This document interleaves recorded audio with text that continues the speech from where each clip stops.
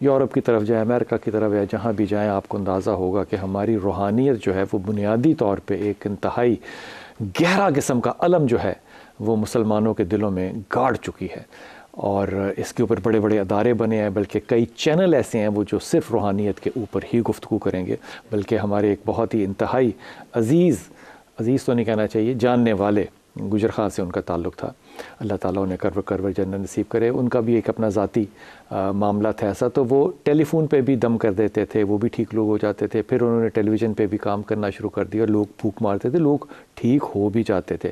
اس پہ ججمنٹ نہیں ہے میری، روحانیت بنیادی طور پہ یہ مؤنث صیغہ ہے، اور اگر اس کے لغوی معنی آپ دیکھیں تو اس کو کہیں گے چھپا ہوا یا اندرونی کسی بھی طرح کی کیفیت یا طاقت یا جو بھی ہے، لیکن اس کا کیا واقعی عوام الناس کو، خاص طور پہ مسلمانوں کو، عوام الناس میں بھی مسلمانوں کو کیا اس کا واقعی ادراک اور کوئی فائدہ ہے، اور اگر ہے تو وہ کیسے ملے گا، اور دینے والا جو ہے اس کو آپ کیسے جج کریں گے کہ وہ دینے والا جو ہے وہ آپ کو صحیح نفع اور نقصان دے رہا ہے۔ اسی طرح جس طرح کیا فتویٰ اگر لینے جائیں تو آپ دیکھتے ہیں کہ یہ حکیم جو ہے یہ صرف حکیم ہے، یہ اس کے ساتھ مفتی بھی لگتا ہے، اگر مفتی لگا ہوگا تو آپ اس سے فتویٰ بھی لے سکیں گے، پروبیبلٹی، صرف حکیم ہوگا تو اس سے آپ فتویٰ نہیں لیں گے۔ انتہائی محترم پہلی دفعہ تشریف لائے ہیں باسط شاہ صاحب، السلام علیکم شاہ جی، خیریت سے ہیں آپ؟ بہت وارم ویلکم آپ کو باسط بھائی۔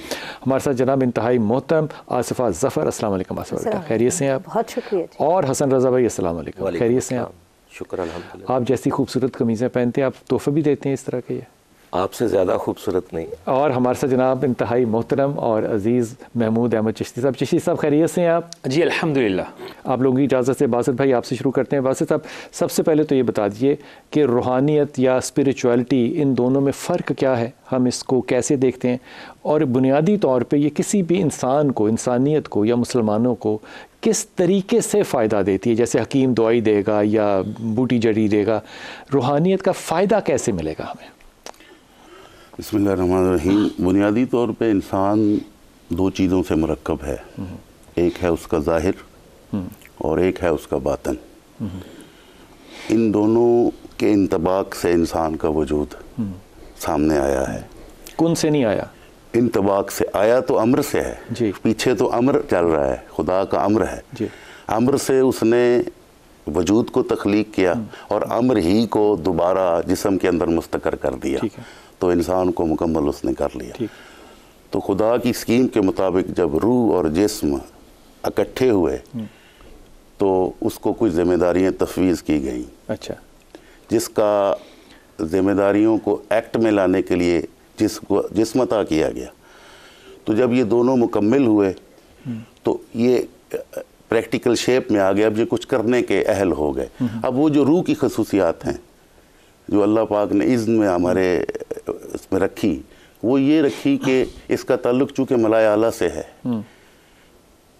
اور ملائے اعلیٰ کی چیزیں یہ اٹھا کے، ملائے اعلیٰ سے مراد؟ ملائے اعلیٰ سے مراد وہ جگہ جہاں امر طے پاتا ہے خدا کا، جہاں تکوین کے امور طے پاتے ہیں، یہاں اللہ پاک نے اپنے امر کا تخت بچھا رکھا ہے، جہاں سے یہ چیزیں اتر کے امر کی شکل میں ہمارے تک آتی ہیں، وہ تکوینی امور۔ اچھا، ہم عام طور پہ یہ سیاسی سمجھتے ہیں کہ اللہ ہر جگہ موجود ہے، لیکن جہاں سے حکم ثانی آتا ہے وہ جگہ کوئی آپ فرما رہے ہیں کہ متعین ہے؟ خدا تو متعین نہیں ہو سکتا، خدا تو متعین نہیں ہو سکتا، کیونکہ متعین کے لیے حد ضروری ہے اور خدا حد سے پاک ہے۔ جی جی، خدا کا امر آتا ہے، ٹھیک۔ امر جب ہم روحانیت کی بات کرتے ہیں ہے کیا روحانیت؟ ہے کیا؟ بنیادی طور پہ تو یہ ہے کہ روح جی امر ربی ہے، جی، خدا کا امر ہے، جی جی، اور خدا کا جو امر ہے وہ اس کا تعلق بلندی سے ہے، اونچائی سے ہے، اچھا، اور کالبد وجود جو ہمارا ہے اس کا تعلق زمین سے ہے۔ جی، تو جو آسمانی پیغامات ہمیں ملتے ہیں، آسمانی تمام انسٹرکشنز ملتی ہیں، ان کا تعلق تو روح کے ساتھ ہے، وہ روح سے آتی ہے، وہ روح سے، انسانوں کو بھی آتی ہیں، انسانوں کو بھی آتے ہیں۔ آگے ہماری اپنی کس روح صورت کی یہ میں آتی ہیں؟ طاقت، یہ کس صورت میں آتے ہیں؟ القاء کی صورت میں آتے ہیں؟ القاء کی صورت میں بھی، الہام کی صورت میں آتے ہیں؟ الہام کی صورت میں بھی، وحی کی صورت میں بھی آتے ہیں؟ وہی تو نبوت تک رہی۔ اچھا، ہمیں الہام ہوگا، الہام القاء ہوگا، اور القاء ہوگا۔ اچھا، یہ اس کا مطلب القاء اور الہام دونوں جو ہیں یہ روح کے انسٹرومنٹس ہیں؟ ہاں جی، جو میڈیم یوز کیے جاتے ہیں، کون کرتا ہے یہ میڈیم استعمال؟ خدا کی طرف سے. اچھا، خدا القاء بھیجتا ہے. خدا بھیجتا ہے. تو وہ جب تک القاء کا لفظ شاہ جی ایجاد نہیں ہوا تھا تب تک کیسے آتا تھا؟ جب تک الہام کا لفظ نہیں ایجاد ہوا تھا تب تک کیسے آتا تھا؟ اصل میں کیونکہ یہ تو سب 17ویں صدی کی باتیں ہیں نا. جی القاء اور پہلے کیسے آتا تھا پھر القاء؟ اصل میں بات پر یہ ہے کہ کہیں نہ کہیں میٹا فزکس تو موجود تھی، الفاظ کی تدوین تو بعد میں ہوئی. اللہ کے لیے تو کوئی کیفیت نہیں. اس بات کو شاہ جی اس طرف لے آتے ہیں کہ یہ ہے کیا چیز، بس اس کو ڈیفائن کر دیں. یہ آپ کے خیال میں اللہ کی اور روح کی کمیونیکیشن ہے؟ جی ایسا ہی ہے. ایسا ہی ہے. ہمیں اس کا کیا فائدہ ہے؟ ہمیں اس سے یہ فائدہ ہوتا ہے کہ ہم نے بیٹرمنٹ آف ہیومینٹی کے لیے کیا کرنا ہے. اچھا، لیکن وہ ساری روحیں ہیں نا اس میں. جی اس میں ہم نے انسانیت کے لیے کیا کیا آسانیاں پیدا کرنی. ٹھیک. کیونکہ انسان کا وجود اکیلا تو نہیں ہے. اچھا، یہ روحانیت کرے گی کہ انسانیت کے لیے کیا قائم اس کے روحانی وجود کے اضطراب جب کم ہوگا، روحانی وجود اضطراب میں ہوگا، جب اس کی روح اضطراب میں ہوگی، جب کوئی بندہ پریشانی میں ہے، مشکل میں ہے، تو روح ہے اضطراب میں. جس طرح حواس ظاہرہ ہیں اسی طرح حواس ظاہرہ خمسہ باطنی بھی ہیں. شاہ جی آپ یہ فرما رہے ہیں کہ روح جو ہے وہ بھی اضطراب میں ہوتی ہے، یعنی کہ حکم خدا جو ہے، اذن خدا جو ہے وہ اضطراب میں ہے؟ نہیں، حکم نہیں اضطراب میں. تو روح تو اصل میں جس وجود میں ہمیں رکھا گیا، جس وجود میں ہمیں رکھا گیا وہ تو جسم ہے نا. وہ تو جسم ہے نا جی. اس کے اندر روح کو رکھا گیا. جی. تو اگر وہ اپنے نفسانی خیالات سے، روح جسم سے جب وہ اپنے افعال کرتا ہے تو اس کے اثرات اس کے جسم بھی پڑتے ہیں، اس کے روح پہ بھی پڑتے ہیں. میں اگر گناہ کر رہا ہوں تو میری روح کے اوپر اس کے اثرات، جیسے نبی پاک صلی اللہ علیہ وسلم نے یعنی کہ پاک روح کو میں ناپاک کر سکتا ہوں. جی ایک نقطہ فرمایا کہ لگ جاتا ہے آپ کے دل میں جب آپ برائی کی طرف کرتے ہیں. قلب ہے. جی وہی عرض کر رہا ہوں، ایک نقطہ ہے وہ لگ جاتا ہے. لیکن علماء کرام نے جو قلب کی شاہ جی تفسیر کی ہے نا، وہ قلب نہیں ہے جو کہ یہ قلب ہے، وہ اس سے آگے بھی جاتے ہیں. اور وہ میں ابھی تک یہ سمجھنے کی کوشش کر رہا ہوں کہ روحانیت ہے کیا چیز. اگر آپ یہ فرما دینا صرف کہ یہ کمیونیکیشن بٹوین دا روح اینڈ دا کریٹر ہے تو بس ٹھیک ہے بات. اب یہ فرمانا ہے آپ نے کہ اگر یہ سب کے لیے ہے تو پھر سب ایک دوسرے کو فائدہ دیں گے یا کچھ چیدہ لوگ کچھ فائدہ دیں گے؟ سب لوگ ایک دوسرے کو فائدہ دیں گے. یہ روحانیت ہے، یعنی کہ ہم سب روحانی ہیں، ہم سب میں روحانیت ہے. ہم نے سب نے ایک دوسرے کو تو یہ کوئی اسپیشلائزڈ فیلڈ نہ ہوئی. پھر اسپیشلائز ان کے لیے ہے جو جتنے مدارج طے کرتا جائے. تو ان کا طریقہ کار کیا ہوتا ہے پھر کسی کو اسسٹ کرنے کا یا ہیلپ کرنے کا؟ کیسے کرنا ہے ہیلپ؟ کسی آدمی کی ہیلپ کرنے. جی روحانیت سے بنیادی طور پہ ایک حکیم ہے، اس کے بعد دوائی دیتا ہے. ایک اطباء ایک مطب میں بیٹھے ہوا ہے، اس کے بعد اگر ایک کوئی مریض آتا ہے تو وہ اپنی حکمت کے علم سے. پیر صاحب کیسے دیتے ہیں؟ روحانی آدمی کیسے دیتا ہے؟ روحانی آدمی تو بنیادی طور پہ اپنے وہ مدارج پہلے طے کرے گا نا، نفس اور روح کے وہ مدارج طے کرے گا. کیسے؟ وہ اس ساری تنظیم سے گزرے گا جس سے صوفیاء گزارتے ہیں. نفس کی مکمل علائشوں سے پاک ہوگا، اسوہ حسنہ پہ مکمل پابندی ہوگی. رسالت میں آپ صلی اللہ علیہ وسلم معصوم صرف نبی اور پیغمبر ہو سکتے ہیں. جی تو انسان کیسے ہوگا؟ انسان معصوم من الخطا تو نہیں ہے نا جی. تو یہ سفر کیسے کرے گا؟ سے بنا ہے نا. وہ اپنے نفس کو پاک کرے گا اللہ کے ذکر سے. ٹھیک ہے، میں آگے ان لوگوں کو بھی شامل کر لوں. آصفہ اس پہ آپ کچھ فرمائیے گا. پہلے تو یہ سمجھا دیجئے کہ نفس کیسے پاک ہوگا، ذکر سے پاک ہوگا. تو سارے علماء کرام جو ہے یہ تو اس سے زیادہ ان سے زیادہ کون ذکر کرتا ہے، یا کوئی خاص ذکر ہوگا جو کرنا پڑے گا، یا اس کا مطلب چلہ ہوگا؟ کیسے پاک ہی کرنا ہے طریقہ کار؟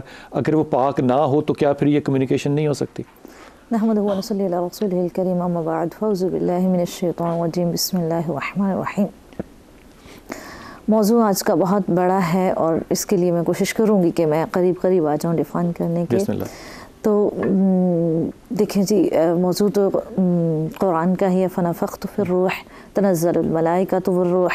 اس کو ہم اگر پیغمبروں کی کے القابات سے ہی ایڈ کر لے تو عیسیٰ علیہ السلام آپ کو روح اللہ کا لقب دیا گیا. تو اب یہ دیکھیے اس سے کیا تعلق، روحانیت سے کیا تعلق؟ روحانیت سے تعلق ہے. میں بالکل، مجھے صرف ایک منٹ دیجیے.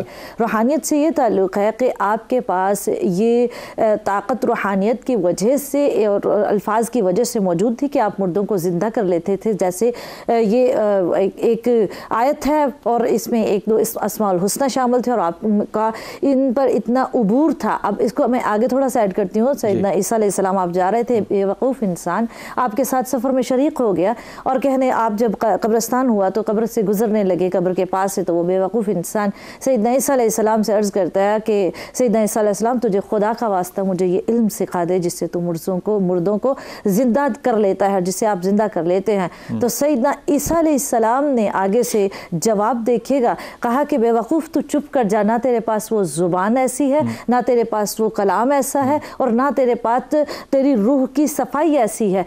वो बेवकूफ़ इंसान ने कहा मेरे पास रूह की सफाई कैसी नहीं है। सैयदना ईसा अलैहिस्सलाम ने इसका जवाब पता क्या दिया? आपने जवाब दिया कि तेरे पास रूह की सफाई वो नहीं है, ना तेरी इबादत फरिश्तों की इबादत से अफजल है जो मेरे पास है, और ना ही तेरी रूह की पाकीज़गी वो है जो मेरे पास है कि रूह की पाकीज़गी की इबादत इस कदर रफ्तार सोच की कुव्वत की, रूह की समझने की कुव्वत की रफ्तार इतनी ज़्यादा हो कि बारिश के कतरों से भी ज़्यादा तेज़ हो जाए। यहाँ पर अब बात मौजूद होती है वो इल्का की, जो आपने कहा कि भाई क्या इल्का होता है या नफ्स सोच को, नफ्स को